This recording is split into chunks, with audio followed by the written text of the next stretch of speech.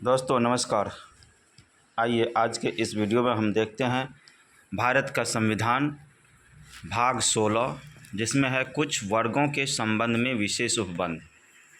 और इससे पहले का वीडियो भाग 15 तक इससे पहले वाले वीडियो में हो चुका है, आप वहां से देख सकते हैं। और इससे आगे भाग 16 इस वीडियो में हम देखते हैं। और ये स्टार्ट हो रहा है अनुच्छेद 330 से। 330 में है लोकसभा में अनुसूचित जाति और अनुसूचित जनजातियों के लिए स्थानों का आरक्षण। लोकसभा में अनुसूचित जातियों के लिए असम के स्वशासी जिले की अनुसूचित जनजातियों को छोड़कर अन्य अनुसूचित जनजातियों के लिए और असम के स्वशासी जिले की अनुसूचित जनजातियों के लिए स्थान आरक्षित रहेंगे। खंड 1 के अधीन किसी राज्य या संघ राज्य क्षेत्र में अनुसूचित जातियों या अनुसूचित जनजातियों के लिए आरक्षित स्थानों की संख्या का अनुपात लोकसभा में उस राज्य या संघ राज्य क्षेत्र को आवंटित स्थानों की कुल संख्या से यथाशक्य वही होगा जो यथास्थिति उस राज्य या संघ राज्य क्षेत्र की अनुसूचित जातियों की या उस राज्य या संघ राज्य क्षेत्र की या उस राज्य या संघ राज्य क्षेत्र के भाग की अनुसूचित जनजातियों की जिनके संबंध में स्थान इस प्रकार आरक्षित है, जनसंख्या का अनुपात उस राज्य या संघ राज्य क्षेत्र की कुल जनसंख्या से। खंड 2 में किसी बात के होते हुए भी लोकसभा में असम के स्वशासी जिलों के अनुसूचित जनजातियों के लिए आरक्षित स्थानों की संख्या का अनुपात उस राज्य को आवंटित स्थानों की कुल संख्या के उस अनुपात से कम नहीं होगा जो उक्त स्वशासी जिलों के अनुसूचित जनजाति की जनसंख्या का अनुपात उस राज्य की कुल जनसंख्या से है। स्पष्टीकरण। इस अनुच्छेद में अनुच्छेद 332 में जनसंख्या पद से ऐसी अंतिम पूर्ववर्ती जनगणना में अभी निश्चित की गई जनसंख्या अभिप्रेत है जिसके सुसंगत आंकड़े प्रकाशित हो गए हैं, परंतु इस स्पष्टीकरण में अंतिम पूर्ववर्ती जनगणना के प्रति जिसके सुसंगत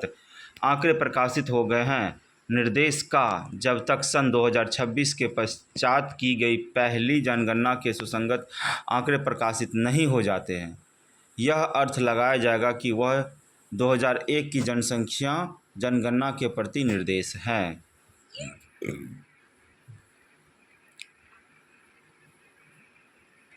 अनुच्छेद 330 क लोकसभा में महिलाओं के लिए स्थानों का आरक्षण। लोकसभा में महिलाओं के लिए स्थानों का आरक्षित किए जाएंगे। अनुच्छेद 330 के खंड 2 के अधीन आरक्षित स्थानों पर कुल संख्या के यथाशक्य निकटतम 1/3 स्थान अनुसूचित जातियों या अनुसूचित जनजातियों से संबंधित महिलाओं के लिए आरक्षित किए जाएंगे। लोकसभा में प्रत्यक्ष निर्वाचन द्वारा भरे जाने वाले स्थानों की कुल जनसंख्या के यथाशक्य निकटतम 1/3 स्थान जिसके अंतर्गत अनुसूचित जातियों और अनुसूचित जनजातियों से संबंधित महिलाओं के लिए आरक्षित स्थानों की संख्या भी सम्मिलित है, महिलाओं के लिए आरक्षित किए जाएंगे। अनुच्छेद 331 लोकसभा में आंग्ल भारतीय समुदाय का प्रतिनिधित्व। अनुच्छेद 81 में किसी बात के होते हुए भी यदि राष्ट्रपति की यह राय है कि लोकसभा में आंग्ल भारतीय समुदाय का प्रतिनिधित्व पर्याप्त नहीं है तो वह लोकसभा में उस समुदाय के 2 से अनधिक सदस्य नाम निर्देश कर सकेगा। अनुच्छेद 332 राज्यों के विधानसभा में अनुसूचित जातियों और अनुसूचित जनजातियों के लिए स्थानों का आरक्षण। प्रत्येक राज्य की विधानसभा में अनुसूचित जातियों के लिए और असम के स्वशासी जिलों के अनुसूचित जनजातियों को छोड़कर अन्य अनुसूचित जनजातियों के लिए स्थान आरक्षित रहेंगे। असम राज्य की विधानसभा में स्वशासी जिले के लिए भी स्थान आरक्षित रहेंगे। खंड 1 के अधीन किसी राज्य की विधानसभा में अनुसूचित जातियों या अनुसूचित जनजातियों के लिए आरक्षित स्थानों की संख्या या अनुपात उस विधानसभा के स्थानों की कुल संख्या से यथाशक्य वही होगा जो यथास्थिति उस राज्य की अनुसूचित जातियों की अथवा उस राज्य की या उस राज्य के भाग की अनुसूचित जनजातियों की जिसके संबंध में स्थान इस प्रकार आरक्षित हैं, जनसंख्या का अनुपात उस राज्य की जनसंख्या से है। 3 क खंड 3 में किसी बात के होते हुए भी सन 2026 के पश्चात की गई पहली जनगणना के आधार पर अरुणाचल प्रदेश, मेघालय, मिजोरम और नागालैंड राज्यों की विधानसभा में स्थानों की संख्या के अनुच्छेद 170 के अधीन पुनः समायोजन के प्रभावी होने तक जो स्थान ऐसे किसी राज्य की विधानसभा में अनुसूचित जनजातियों के लिए आरक्षित किए जाएंगे, वे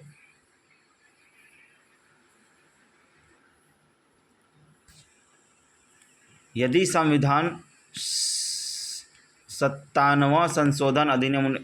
1981 के प्रवृत्त होने की तारीख को ऐसे राज्य की विद्यमान विधानसभा में, जिसे इस खंड में इसके पश्चात विद्यमान विधानसभा कहा गया है, सभी स्थान अनुचित जनजातियों के सदस्यों द्वारा आधारित हैं, तो एक स्थान को छोड़कर सभी स्थान होंगे और किसी अन्य दशा में उतने स्थान होंगे जिनकी जनसंख्या का अनुपात स्थानों की कुल संख्या के उस अनुपात से कम नहीं होंगे जो विद्यमान विधानसभा में अनुसूचित जातियों के सदस्यों की उक्त तारीख को यथा विद्यमान संख्या का अनुपात विद्यमान विधानसभा में स्थानों की कुल संख्या से है। खंड 3 में किसी बात के होते हुए भी सन 2026 के पश्चात की गई पहली जनगणना के आधार पर त्रिपुरा राज्य की विधानसभा में स्थानों की संख्या के अनुच्छेद 170 के अधीन पुनः समायोजन के प्रभावी होने तक जो स्थान उस विधान सभा में अनुसूचित जनजातियों के लिए आरक्षित किए जाएंगे, वे उतने स्थान होंगे जिनकी संख्या का अनुपात स्थानों की कुल संख्या के उस अनुपात से कम नहीं होगा जो विद्यमान विधानसभा में अनुसूचित जनजातियों की सदस्यों की संविधान 72वां संशोधन अधिनियम 1992 के प्रवृत्त होने की तारीख को यथा विद्यमान संख्या का अनुपात उक्त तारीख को उस विधानसभा में स्थानों की कुल संख्या से है।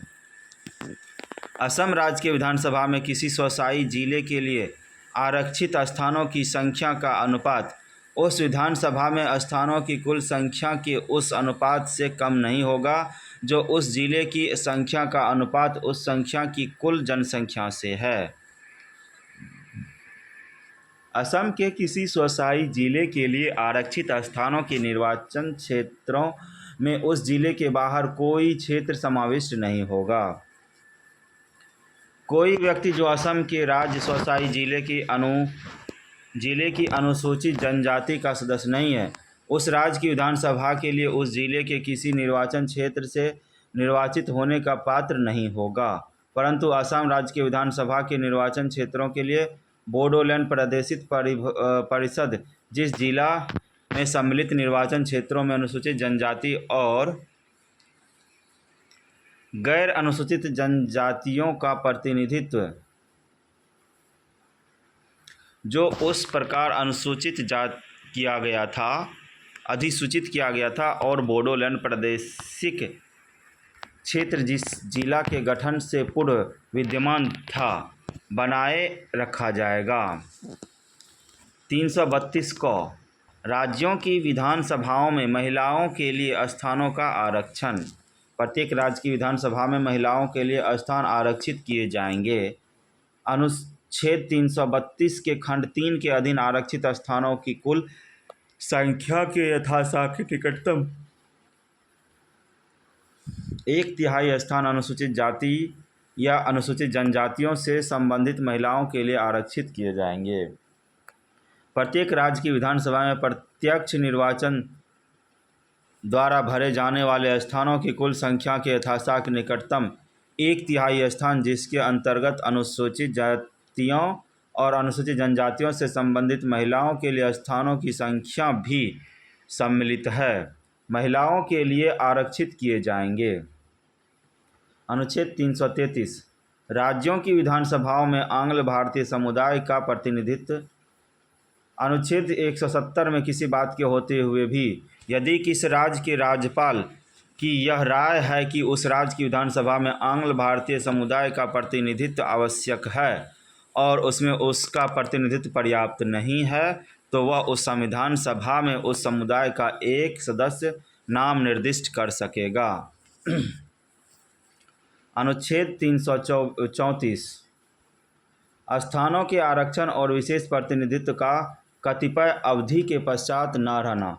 इस भाग के पूर्वगामी उपबंधों में किसी बात के होते हुए भी लोकसभा में और राज्य के विधानसभाओं में अनुसूचित जातियों और अनुसूचित जनजातियों के लिए स्थानों के आरक्षण संबंधी और लोकसभा में और राज्य की विधानसभाओं में नाम निर्देशन द्वारा आंग्ल भारतीय समुदाय के प्रतिनिधित्व संबंधी इस संविधान के संविधान के प्रारंभ से खंड 1 के संबंध में 80 वर्ष और खंड ख के संबंध में 70 वर्ष की अवधि की समाप्ति पर प्रभावी नहीं रहेंगे। परंतु इस अनुच्छेद की किसी बात से लोकसभा में या किसी राज्य की विधानसभा में किसी प्रतिनिधित्व पर तब तक कोई प्रभाव नहीं पड़ेगा जब तक यथास्थिति उस समय विद्यमान लोकसभा या विधानसभा का विघटन नहीं हो जाता है। अनुच्छेद 334 क महिलाओं के लिए स्थानों का आरक्षण का प्रभावी होना। इस भाग या भाग 8 के पूर्वगामी उपबंधों में अंतर्विष्ट किसी बात के होते हुए भी लोकसभा किसी राज्य की विधानसभा और दिल्ली राष्ट्रीय राजधानी राज्य क्षेत्र की विधानसभा में महिलाओं के लिए स्थानों की आरक्षण से संबंधित संविधान के उपबंध संविधान 106वां संशोधन अधिनियम 2023 के प्रारंभ के पश्चात पहली जनगणना के उपबंध संविधान के सुसंगत आंकड़े को प्रकाशित किए जाने के पश्चात प्रभावी होंगे तथा इसके ऐसे प्रारंभ से 15 वर्ष की अवधि तक अवसान होंगे पर प्रभावी नहीं रहेंगे। अनुच्छेद 239 क और अनुच्छेद 330 क और अनुच्छेद 332 क के उपबंधों के अधीन रहते हुए लोकसभा किसी राज्य की विधानसभा और दिल्ली राष्ट्रीय राजधानी राज्य क्षेत्र की विधानसभा में महिलाओं के लिए आरक्षित स्थानों का उस तारीख तक जो संसद विधि द्वारा अवधारित करे आरक्षित रहना जारी रहेगा। लोकसभा किसी राज्य की विधानसभा और दिल्ली राष्ट्रीय राजधानी राज्य क्षेत्र की विधानसभा में महिलाओं के लिए आरक्षित स्थानों का चक्रानुक्रम प्रत्येक पश्चातवर्ती परिसीमन कार्य का पश्चात उस रूप में प्रभावी होगा जैसा संसद विधि द्वारा अवधारित करे। इस अनुच्छेद की कोई बात किसी राज्य की विधानसभा या दिल्ली राष्ट्रीय राजधानी राज्य क्षेत्र की विधानसभा में किसी प्रतिनिधित्व को तब तक प्रभावित नहीं करेगी जब तक कि उस समय विद्यमान लोकसभा किसी राज्य की विधानसभा या दिल्ली राष्ट्रीय राजधानी राज्य क्षेत्र की विधानसभा का विघटन नहीं हो जाता है। अनुच्छेद 335 सेवाओं और पदों के लिए अनुसूचित जातियों और अनुसूचित जनजातियों के दावे। संघ या किसी राज्य के कार्यकलाप से संबंधित सेवा और पदों के लिए नियुक्ति करने में अनुसूचित जातियों और अनुसूचित जनजातियों के सदस्यों के दावे का प्रकाशन की दक्षता बनाए रखने की संगति के अनुसार ध्यान रखा जाएगा। परंतु इस अनुच्छेद की कोई बात अनुसूचित जातियों और अनुसूचित जनजातियों के सदस्यों के पक्ष में संघ या किसी राज्य के कार्यकलाप से संबंधित सेवाओं के किसी वर्ग या वर्गों में या पदों या पदोन्नति के मामले में आरक्षण के लिए किसी परीक्षा में अर्हताएं अंकों में छूट देने या मूल्यांकन के मानकों को घटनाओं के लिए उपबंध करने से निवारित नहीं करेगी। अनुच्छेद 336 कुछ सेवाओं में आंग्ल भारतीय समुदाय के लिए विशेष उपबंध। इस संविधान के प्रारंभ के पश्चात पहले 2 वर्ष के दौरान संघ की रेल, सीमा शुल्क, डाक और तार संबंधी सेवा में पदों के लिए आंग्ल भारतीय समुदाय के सदस्यों की नियुक्ति उसी आधार पर की जाएगी जिस आधार पर 15 अगस्त 1947 से ठीक पहले की जाती थी। प्रत्येक उत्तरवर्ती 2 वर्ष की अवधि के दौरान उक्त समुदाय के सदस्यों के लिए उक्त सेवाओं में आरक्षित पदों की संख्या ठीक पूर्ववर्ती 2 वर्ष की अवधि के दौरान इस प्रकार आरक्षित संख्या से यथासंभव निकटतम 10% कम होगी। परंतु इस संविधान के प्रारंभ से 10 वर्ष के अंत में ऐसे सभी आरक्षण समाप्त हो जाएंगे। यदि आंग्ल भारतीय समुदाय के सदस्य अन्य समुदायों के सदस्यों की तुलना में गुणागुण के आधार पर नियुक्ति के लिए अर्हताएं पाए जाए तो खंड 1 के अधीन उस समुदाय के लिए आरक्षित पदों से भिन्न या उनके अतिरिक्त पदों पर आंग्ल भारतीय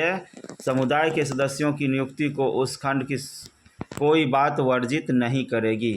अनुच्छेद 337 आंग्ल भारतीय समुदाय के फायदे के लिए शैक्षिक अनुदान के लिए विशेष उपबंध। इस संविधान के प्रारंभ के पश्चात प्रथम 3 वित्तीय वर्ष के दौरान आंग्ल भारतीय समुदाय के फायदे के लिए शिक्षा के संबंध में संघ और प्रत्येक राज्य द्वारा वही अनुदान यदि कोई हो दिए जाएंगे तो 31 मार्च 1948 को समाप्त होने वाले वित्तीय वर्ष में दिए गए थे। प्रत्येक उत्तरवर्ती 3 वर्ष की अवधि के दौरान अनुदान ठीक पूर्ववर्ती 3 वर्ष की अवधि की अपेक्षा 10% कम हो सकेंगे। परंतु इस संविधान के प्रारंभ से 10 वर्ष के अंत में ऐसे अनुदान जिस मात्रा तक वे आंग्ल भारतीय समुदाय के लिए विशेष रियायत है उस मात्रा तक समाप्त हो जाएंगे। परंतु यह और कि कोई शिक्षा संस्था या अनुच्छेद के अधीन अनुदान प्राप्त करने की तब तक हकदार नहीं होंगे जब तक उसके वार्षिक प्रवेश में कम से कम 40% प्रवेश आंग्ल भारतीय समुदाय से भिन्न समुदाय के सदस्यों के लिए उपलब्ध नहीं किए जाते हैं। अनुच्छेद 338 राष्ट्रीय अनुसूचित जाति आयोग। अनुसूचित जातियों के लिए एक आयोग होगा जो राष्ट्रीय अनुसूचित जाति के नाम से ज्ञात होगा। संसद द्वारा इस निमित्त बनाई गई किसी विधि के उपबंध के अधीन रहते हुए आयोग एक अध्यक्ष, एक उपाध्यक्ष और 3 अन्य सदस्यों से मिलकर बनेगा और इस प्रकार नियुक्त किए गए अध्यक्ष, उपाध्यक्ष और अन्य सदस्यों की सेवा की शर्तें और पदावधि ऐसी होगी जो राष्ट्रपति नियम द्वारा अवधारित करे। राष्ट्रपति अपने हस्ताक्षर और मुद्रा सहित अधिपत्र द्वारा आयोग के अध्यक्ष, उपाध्यक्ष और अन्य सदस्यों को नियुक्त करेगा। आयोग को अपनी प्रतिक्रिया स्वयं विनिमय करने की शांति होगी। आयोग का यह कर्तव्य होगा कि वह अनुसूचित जातियों के लिए इस संविधान का तत्समय प्रवृत्त किसी अन्य विधि या सरकार के किसी आदेश के अधीन उपबंध रक्षोपायों से संबंधित सभी विषयों पर अन्वेषण करे और उन पर निगरानी रखे तथा ऐसे रक्षोपाय के कार्यकरण का मूल्यांकन करें। अनुसूचित जातियों को उनके अधिकारों का रक्षोपायों से वंचित करने की बाबत विनिर्दिष्ट शिकायतों की जांच करें। अनुसूचित जाति के सामाजिक आर्थिक विकास की योजना प्रक्रिया में भाग लें और उन पर सलाह दें तथा संघ और किसी राज्य के अधीन उनके विकासों का प्रगति का मूल्यांकन करें। उन रक्षोपायों के कार्यकरण के बारे में प्रतिवर्ष और ऐसे अन्य समयों पर जो आयोग ठीक समझे राष्ट्रपति को प्रतिवेदन दें। ऐसे प्रतिवेदनों में अन्य उपायों के बारे में उन रक्षोपायों के प्रभावपूर्ण कार्यान्वयन के लिए संघ या किसी राज्य द्वारा किए जाने चाहिए तथा अनुसूचित जातियों के संरक्षण, कल्याण और सामाजिक आर्थिक विकास के लिए अन्य उपायों के बारे में सिफारिश करें। अनुसूचित जाति के संरक्षण, कल्याण, विकास तथा उन्नयन के संबंध में ऐसे अन्य कृत्यों का निर्वहन करें जो राष्ट्रपति संसद द्वारा बनाई गई किसी विधि के उपबंध के अधीन रहते हुए नियम द्वारा विनिर्दिष्ट करें। राष्ट्रपति ऐसे सभी प्रतिवेदन को संसद के प्रत्येक सदन के समक्ष रखवाएगा और उसके साथ संघ से संबंधित सिफारिशों पर की गई या किए जाने के लिए प्रस्थापित कार्रवाई तथा यदि कोई ऐसी सिफारिश अस्वीकृत की गई है तो अस्वीकृति के कारणों को स्पष्ट करने वाला ज्ञापन भी होगा। जहां कोई ऐसा प्रतिवेदन या उसका कोई भाग किसी ऐसे विषय से संबंधित जिसका किसी राज्य सरकार से संबंधित है तो ऐसे प्रतिवेदन की एक प्रति उस राज्य के राज्यपाल को भेजी जाएगी जो उसे राज्य के विधानमंडल के समक्ष रखवाएगा और उसके साथ राज्य से संबंधित सिफारिशों पर की गई या किए जाने के लिए प्रस्थापित कार्रवाई तथा यदि कोई ऐसी सिफारिश अस्वीकृति की गई है तो अस्वीकृति के कारणों को स्पष्ट करने वाला ज्ञापन भी होगा।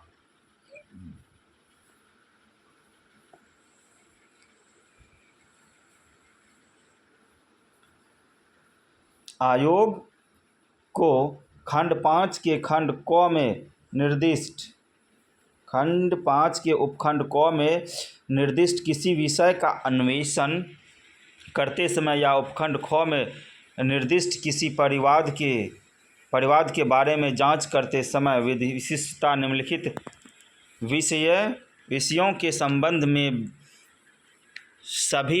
सभी शक्तियां होंगी जो वाद का विचरण करते समय सिविल न्यायालय को है, अर्थात भारत के किसी भी भाग में किसी व्यक्ति को समन करना और हाजिर करना तथा शपथ पर किसी परीक्षा करना, किसी दस्तावेज को प्रकट या पेश करने की अपेक्षा करना, शपथ पत्र पर साक्ष्य ग्रहण करना, किसी न्यायालय या कार्यालय से किसी लोक अभिलेख या उसकी प्रति की अपेक्षा करना, साक्ष्यों और दस्तावेज की परीक्षा के लिए कमीशन निकालना, कोई अन्य विषय जो राष्ट्रपति नियम द्वारा अवधारित करे, संघ और प्रत्येक राज्य सरकार अनुसूचित जातियों को प्रभावित करने वाले सभी महत्वपूर्ण नीतिगत विषयों पर आयोग से परामर्श करेगी। इस अनुच्छेद में अनुसूचित जातियों के प्रति निर्देश का यह अर्थ लगाया जाएगा कि उसके अंतर्गत आंग्ल भारतीय समुदाय के प्रति निर्देश भी है।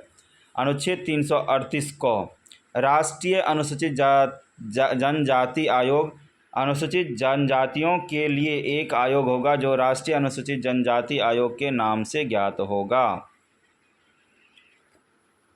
संसद द्वारा इस निमित्त बनाई गई किसी विधि के उपबंधों के अधीन रहते हुए आयोग एक अध्यक्ष, उपाध्यक्ष और 3 अन्य सदस्यों से मिलकर बनाएगा और इस प्रकार नियुक्त किए गए अध्यक्ष, उपाध्यक्ष और अन्य सदस्यों की सेवा की शर्तें और पदावधि ऐसी होंगी जो राष्ट्रपति नियम द्वारा अवधारित करे। राष्ट्रपति अपने हस्ताक्षर और मुद्रा सहित अधिपत्र द्वारा आयोग के अध्यक्ष, उपाध्यक्ष और अन्य सदस्यों की नियुक्ति करेगा। आयोग को अपनी प्रक्रिया स्वयं विनिमय करने की शक्ति होगी। आयोग का यह कर्तव्य होगा कि वह अनुसूचित जनजातियों के लिए इस संविधान या तत्समय प्रवर्तित किसी अन्य विधि या सरकार के किसी आदेश के अधीन उपबंध रक्षोपयोगी से संबंधित सभी विषयों का अन्वेषण करे और उन पर निगरानी रखे तथा ऐसे रक्षोपयों के कार्यों का मूल्यांकन करें। अनुसूचित जनजाति को उनके अधिकारों और रक्षोपायों से वंचित करने के संबंध में विनिर्दिष्ट शिकायतों की जांच करें। अनुसूचित जनजातियों के लिए सामाजिक आर्थिक विकास की योजना प्रक्रिया में भाग लें और उन पर सलाह दें तथा संघ और किसी राज्य के अधीन उनके विकास की प्रगति का मूल्यांकन करें। उन रक्षोपायों के कार्यकरण के बारे में प्रतिवर्ष और किसी अन्य समय पर जो आयोग ठीक समझे राष्ट्रपति को रिपोर्ट प्रस्तुत करें। ऐसी रिपोर्ट में उन उपायों के बारे में जो उन रक्षोपायों के प्रभावपूर्ण कार्यान्वयन के लिए संघ या किसी राज्य द्वारा किए जाने चाहिए तथा अनुसूचित जनजातियों के संरक्षण, कल्याण और सामाजिक आर्थिक विकास के लिए अन्य उपायों के बारे में सिफारिश करें। अनुसूचित जनजातियों के संरक्षण, कल्याण और विकास तथा अन्य के संबंध में ऐसे अन्य कर्तव्यों का निर्वहन करें जो राष्ट्रपति संसद द्वारा बनाई गई किसी विधि के उपबंध के अधीन रहते हुए नियम द्वारा विनिर्दिष्ट करें। राष्ट्रपति ऐसे सभी रिपोर्टों को संसद के प्रत्येक सदन के समक्ष रखवाएगा और उनके साथ संघ से संबंधित सिफारिश पर की गई या किए जाने के लिए प्रस्तावित कार्रवाई तथा यदि कोई ऐसी सिफारिश अस्वीकृति की गई है तो अस्वीकृति के कारणों को स्पष्ट करने का ज्ञापन भी होगा। जहां कोई ऐसी रिपोर्ट या उसका कोई भाग किसी ऐसे विषय में से संबंधित है जिसका किसी राज्य सरकार से संबंध है तो ऐसी रिपोर्ट के एक प्रति उस राज्य के राज्यपाल को भेजी जाएगी जो उसे राज्य के विधानमंडल के समक्ष रखवाएगा और उसके साथ राज्य से संबंधित सिफारिशों पर की गई या किए जाने के लिए प्रस्तावित कार्रवाई तथा यदि कोई ऐसी सिफारिश अस्वीकृत की गई है तो अस्वीकृति के कारणों को स्पष्ट करने वाला ज्ञापन भी होगा। आयोग को खंड 5 के उपखंड क में निर्दिष्ट किसी विषय का अन्वेषण करते समय या उपखंड ख में निर्दिष्ट किसी परिवाद के बारे में जांच करते समय विशिष्टतया निम्नलिखित विषयों के संबंध में सभी शक्तियां होगी जो वाद का विचारण करते समय सिविल न्यायालय को है, अर्थात भारत के किसी भी भाग से किसी व्यक्ति को समन करना और हाजिर करना तथा शपथ पर उसकी परीक्षा करना, किसी दस्तावेज को प्रकट और पेश करने का उपेक्षा करना, शपथ पत्रों पर साक्ष्य ग्रहण करना, किसी न्यायालय या कार्यालय में किसी लोक अभिलेख या उसके प्रति की अध्यपेक्षा करना, साक्ष्यों या दस्तावेजों की परीक्षा के लिए कमीशन निकालना, कोई अन्य विषय जो राष्ट्रपति नियम द्वारा अवधारित करे, संघ और प्रत्येक राज्य सरकार आदि अन्य अनुसूचित जनजातियों को प्रभावित करने वाले सभी महत्वपूर्ण नीतिगत विषयों पर आयोग से परामर्श करेगी। अनुच्छेद 338 ख पिछड़े वर्गों के लिए राष्ट्रीय आयोग। सामाजिक और शैक्षणिक दृष्टि से पिछड़े वर्गों के लिए एक आयोग होगा जो राष्ट्रीय पिछड़ा वर्ग आयोग के नाम से ज्ञात होगा। संसद द्वारा इस निमित्त बनाई गई किसी विधि से के उपबंधों के अधीन कर रहते हुए आयोग एक अध्यक्ष, उपाध्यक्ष और 3 अन्य सदस्यों से मिलकर बनेगा और इस प्रकार नियुक्त किए गए अध्यक्ष, उपाध्यक्ष और अन्य सदस्यों की सेवाओं की शर्तें और पदावधि ऐसी होगी जो राष्ट्रपति नियम द्वारा अवधारित करे। उपराष्ट्रपति अपने हस्ताक्षर और मुद्रा सहित अधिपत्र द्वारा आयोग के अध्यक्ष, उपाध्यक्ष और अन्य सदस्यों की नियुक्ति करेगा। आयोग को अपनी प्रक्रिया स्वयं विनियमित करने की शक्ति होगी। आयोग का यह कर्तव्य होगा कि वह सामाजिक और शैक्षणिक दृष्टि से पिछड़े वर्गों के लिए इस संविधान या तत्समय प्रवृत्त किसी अन्य विधि या सरकार के किसी आदेश के अधीन उपबंधित रक्षोपयों से संबंधित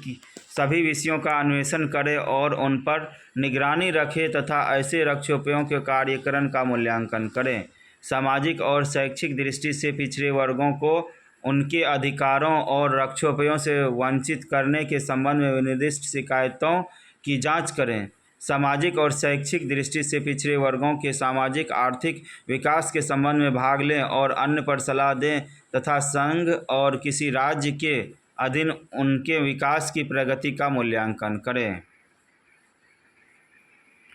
उन रक्षोपायों के कार्यकरण के बारे में प्रतिवर्ष और ऐसे अन्य समयों पर जो आयोग ठीक समझे राष्ट्रपति को रिपोर्ट प्रस्तुत करें। ऐसी रिपोर्ट में उन उपायों के बारे में जो उन रक्षोपायों की प्रभावपूर्ण कार्यान्वयन के लिए संघ और किसी राज्य द्वारा किए जाने चाहिए तथा सामाजिक और शैक्षिक दृष्टि से पिछड़े वर्गों के संरक्षण, कल्याण और सामाजिक आर्थिक विकास के लिए अन्य उपायों के बारे में सिफारिश करें और सामाजिक और शैक्षिक दृष्टि से पिछड़े वर्गों के संरक्षण, कल्याण और विकास तथा उन्नयन के संबंध में ऐसे अन्य कृत्यों का निर्वहन करें जो राष्ट्रपति संसद द्वारा बनाई गई किसी विधि के उपबंध के अधीन रहते हुए नियम द्वारा विनिर्दिष्ट करें। राष्ट्रपति ऐसे सभी रिपोर्टों को संसद के प्रत्येक सदन के समक्ष रखवाएगा और उनके साथ संघ से संबंधित सिफारिशों पर की गई या किए जाने के लिए प्रस्तावित कार्रवाई तथा यदि कोई ऐसी सिफारिश अस्वीकृति की गई है तो अस्वीकृति के कारणों को स्पष्ट करने वाला ज्ञापन भी होगा। जहां कोई ऐसी रिपोर्ट या उसका कोई भाग किसी ऐसे विषय से संबंधित है जिसका राज्य सरकार से संबंधित है तो ऐसी रिपोर्ट को एक प्रति उस राज्य सरकार को भेजी जाएगी जो उसे राज्य के विधानमंडल के समक्ष रखवाएगी और उसके साथ राज्य से संबंधित सिफारिशों पर की गई या किए जाने के लिए प्रस्तावित कार्रवाई तथा यदि कोई ऐसी सिफारिश अस्वीकृति की गई है तो अस्वीकृति के कारणों को स्पष्ट करने वाला ज्ञापन भी होगा। आयोग को खंड 5 के उपखंड क में निर्दिष्ट किसी विषय का अन्वेषण करते समय उपखंड ख में निर्दिष्ट किसी परिवार के बारे में जांच करते समय विशिष्ट या निम्नलिखित विषयों के संबंध में वे सभी शक्तियां होंगी जो वाद का विचारण करते समय सिविल न्यायालय को है। भारत के किसी विभाग के किसी व्यक्ति को समन करना और हाजिर करना तथा संबंध का उसकी परीक्षा करना, किसी दस्तावेज को प्रकट और पेश करने की अपेक्षा करना, शपथ पत्रों पर साक्ष्य ग्रहण करना, किसी न्यायालय या कार्यालय से संबंधित लोक अभिलेख या उसके प्रति और अध्यपेक्षा करना, साक्ष्यों और दस्तावेज की परीक्षा के लिए कमीशन निकालना, कोई अन्य विषय जो राष्ट्रपति नियम द्वारा अवधारित करे। संघ और प्रत्येक राज्य सरकार सामाजिक और शैक्षिक दृष्टि से पिछड़े वर्गों को प्रभावित करने वाले सभी महत्वपूर्ण नीतिगत विषयों पर आयोग से परामर्श करेगी। परंतु इस खंड के कोई बात अनुच्छेद 342 के खंड 3 के प्रयोजनों के लिए लागू नहीं होगी। अनुच्छेद 339 अनुसूचित क्षेत्रों के प्रशासन और अनुसूचित जनजातियों के कल्याण के बारे में निसंघ का नियंत्रण। राष्ट्रपति राज्य के अनुसूचित क्षेत्रों के प्रशासन और अनुसूचित जनजातियों के कल्याण के बारे में प्रतिवेदन देने के लिए आयोग की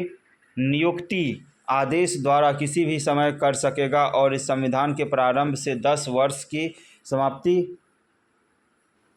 पर करेगा। आदेश में आयोग की संरचना, शक्तियां और प्रक्रिया पर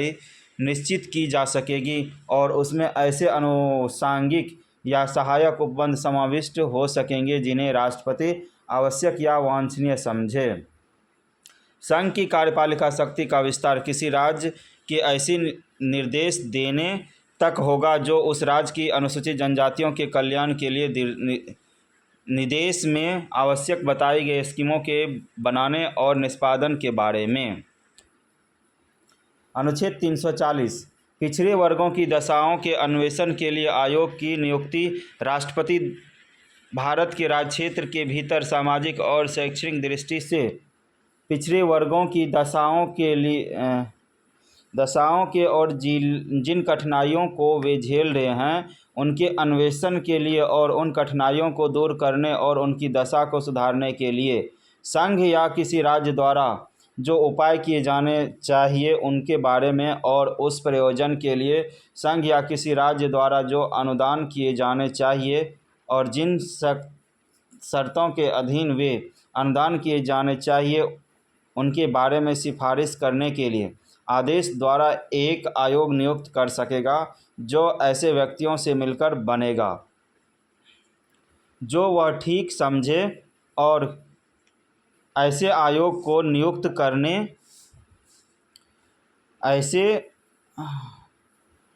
नियुक्त करने वाले आदेश में आयोग द्वारा अनुसरण की जाने की वाली प्रक्रिया